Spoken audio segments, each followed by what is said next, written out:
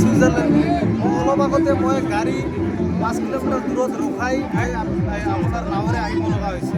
এইটো যদি আৰু ব্ৰহ্মপুত্ৰ ডাঙৰে ছুইজাৰলেণ্ড এইটো হেৰিৰ কথা কেনেকৈ ছুইজাৰলেণ্ড হ'ল? আমিতো খোজকাঢ়ি আহিলোঁ, নাৱেৰে আহি খোজকাঢ়ি আহিব লাগিছে। আমি গাড়ী লৈ আহিব পৰা নাই।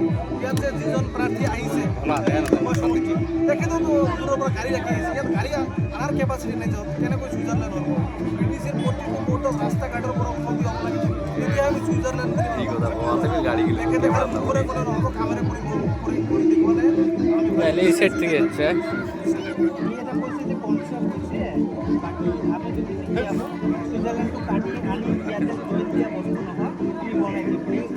মই কোৱা নাই যে ছুইজাৰলেণ্ড হ'ব বুলি। ছুইজাৰলেণ্ডৰ পৰিৱেশ হ'ব লাগে। ছুইজাৰলেণ্ড আমাক নালাগে।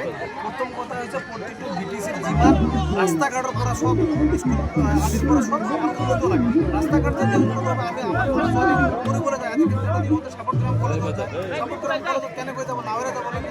যেতিয়া বৰষুণৰ দিন আহে বা বাৰিষাৰ দিন আহে কেনেকৈ যাব? ইহঁতে নাৱেৰে যাব লাগে। বহুত কষ্ট ইহঁতে ভুগি আছে। আমি জানো, আমি আজি আহি বস্তুটো অনুভৱ কৰিছোঁ।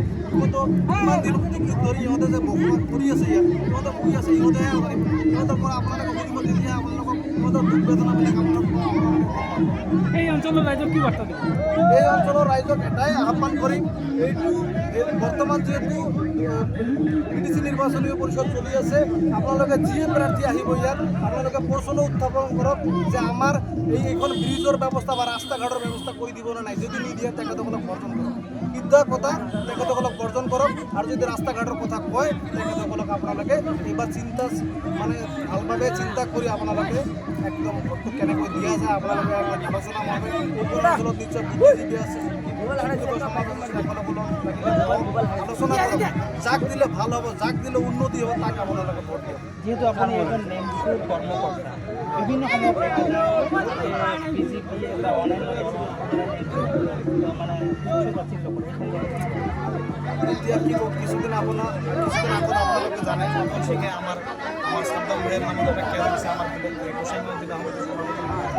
আৰু বিগত ধৰি লওক বিগত সময় ধৰি আপোনালোকে অৰুপৰ আপোনালোকে জানি আছে এই ধৰণৰ মন্তব্য কৰে। এটা জনপ্ৰতিনিধি আপোনাৰ ভাল শব্দ ইউজ কৰে। এনেকুৱা ধৰণৰ আপোনালোকে নিজে আমাৰ ভাৰতৰ এটা সন্মানীয় পদত আছে প্ৰধানমন্ত্ৰী, তেখেতৰ নাম কিমান গ্ৰহণযোগ্য হৈছে আপোনালোকে চিন্তা কৰে। আজি ই কৈছে যে মই হিন্দী যদি কয়, তাতেতো হিন্দী ভাষী মানুহ নাছিলে, বেংগলী আৰু আমাৰ ৰাজবংশী মানুহ মুছলমান মানুহসকলেহে আছিলে। তাতে আৰু হিন্দী ভাষী কেনেকৈ শব্দ ইউজ কৰিব লগা হ'ল? তো তেখেতসকলে আমাক দুৰ্বল ভাবিছে।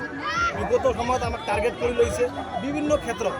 নেমচুকটো টাৰ্গেট কৰি লৈছে, আমাক সংখ্যালঘু মানুহৰ টাৰ্গেট কৰিছে। অৰূপৰ কথা কৈছোঁ, মোৰ নিজৰ সমষ্টি আজিলৈকে কোনো ধৰণৰ সংখ্যালঘু সমাজত সংখ্যালঘু এলেকাত কোনো ধৰণৰ উন্নতি হোৱা নাই। অলৰেডিটো মই স্পষ্টকৈ কৈছোঁ তেখেতক যে মই বৰ্জন কৰিম। আৰু আপোনালোকে কিছুদিন আগত জানে অৰূপ ডাঙৰীয়াই কৈছিলে যে সংখ্যালঘুৰ দবদবানি ব্ৰিটিছত নচলিব। মানে তেখেতে কৈছিলে নাই? আপোনালোকে নিশ্চয় শুনিছে, ছ'চিয়েল মিডিয়াত সকলোৱে জানিছে।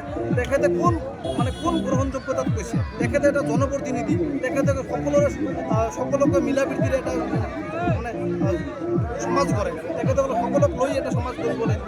এটা জনপ্ৰতিনিধি সকলোৰে কাৰণে সমান হয় নে নহয়?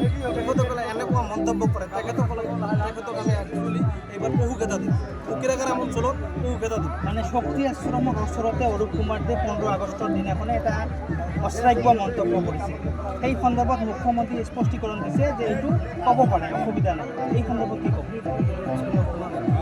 মুখ্যমন্ত্ৰীয়ে কৈছিল যে এইটো হিন্দীত কৈছেহে, বেংগলী ভাষা হ'ব পাৰে, কিন্তু কথাটো হিন্দী না আচলতে। এই সন্দৰ্ভত কি ক'ব?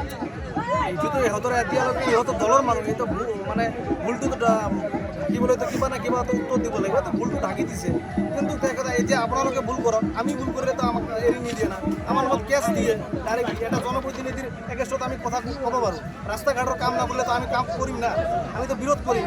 আমাৰ কাম কি? সংগঠনৰ কাম কি? সংগঠনৰ কাম যিসকল সংখ্যালঘু এলেকাত আমি যিহেতু সংখ্যালঘু সম্প্ৰদায়ৰ পৰা আমি এটা সংগঠন জন্ম দিছোঁ।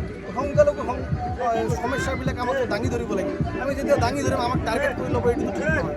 আৰু আমাৰ উদ্দেশ্য হৈছে আমাৰ সংখ্যালঘুৰ লগতে বিভিন্ন জাতি জনগোষ্ঠীক লৈ আমি মিলা প্ৰীতিৰে